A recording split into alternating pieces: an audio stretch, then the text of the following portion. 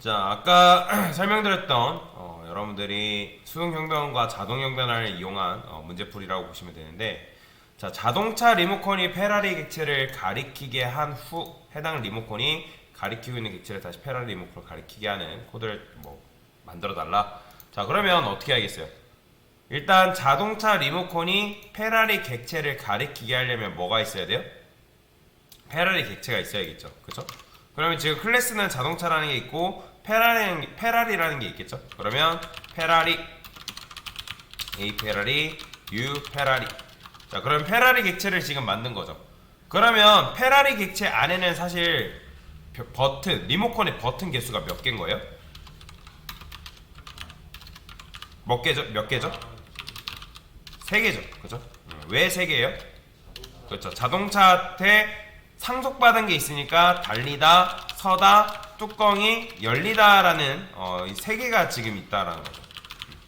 절대로 이거 한 개 있다라고 보시면 안 됩니다. 이제 상속 개념 여러분들 이해를 하셔야 돼요. 상속받았기 때문에 지금 리모컨의 버튼이 몇 개? 3개다라고 보시면 돼요. 그런데 지금 자동차 리모컨이 페라리 객체를 가리키게 한다는 거는 뭐예요? 자동차 A 자동차 한 다음에 A 페라리를 해달라는 거잖아요. 그죠? 자, 근데 이렇게 하면 잘 돼요, 안 돼요? 잘 되죠? 그죠? 잘 되잖아요. 그러면 이게 된다라는 건 무슨 말이에요? 자바가 자동 형변환을 허용해준다, 허용하지 않는다? 허용해준다라는 거죠. 그죠? 그러면 왜 허용해주는 거예요?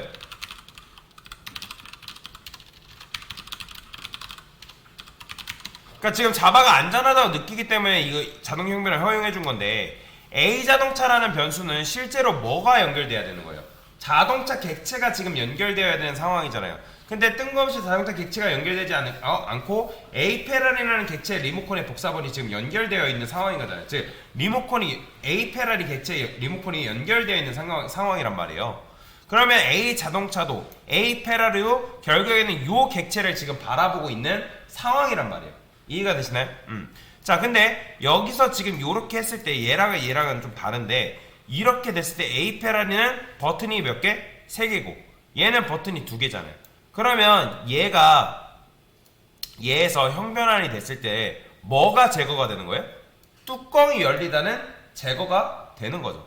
그래서 아까 제가 뭐라 했어요? 리모컨의 버튼이 제거되는 거에 대해서는 자바가 뭐 해준다? 허용해준다. 허용해준다. 그러면 여러분들이 이 상태에서 A 자동차 한 다음에 뚜껑이 열리다라는 기능 쓸 수 있어요, 없어요? 그렇죠? 요 기능 못 쓴단 말이에요.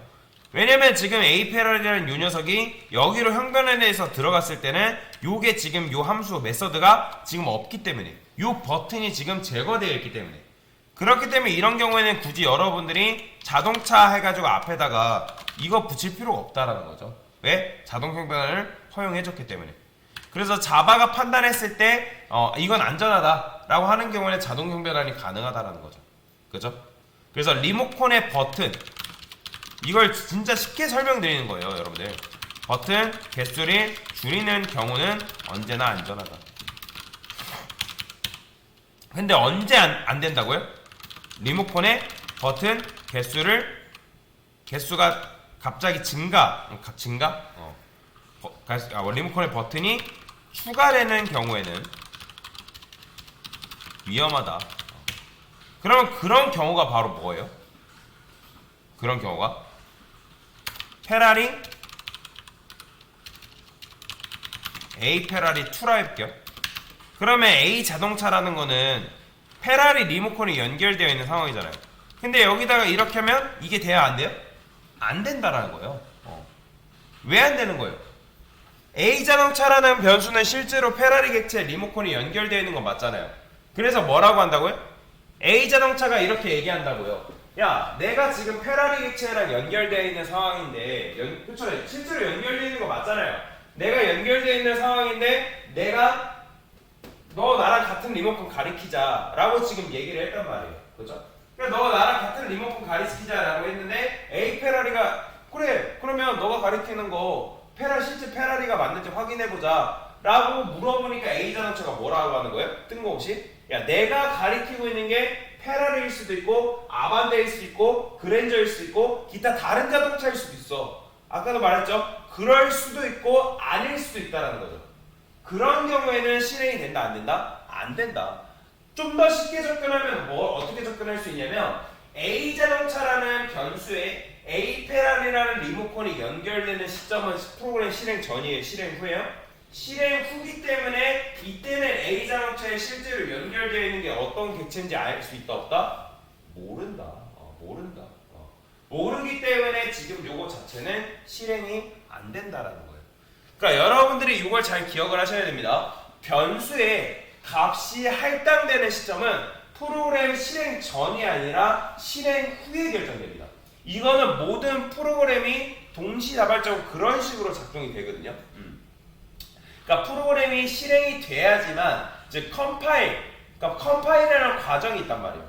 그러니까 여러분들이 컨트롤 시프트 F10 딱 눌렀을 때 그때 실행이 되면서 그때 어떤 특정 값이 변수에 할당이 되는 거지. 여러분들 스스로 머릿속으로 뭔가를 생각해 봤더니 그 값이 들어가겠다 라고 한 거는 여러분들이 미리 계산을 해본 거잖아요. 근데 컴퓨터는 미리 계산하는 게 안 된다고요.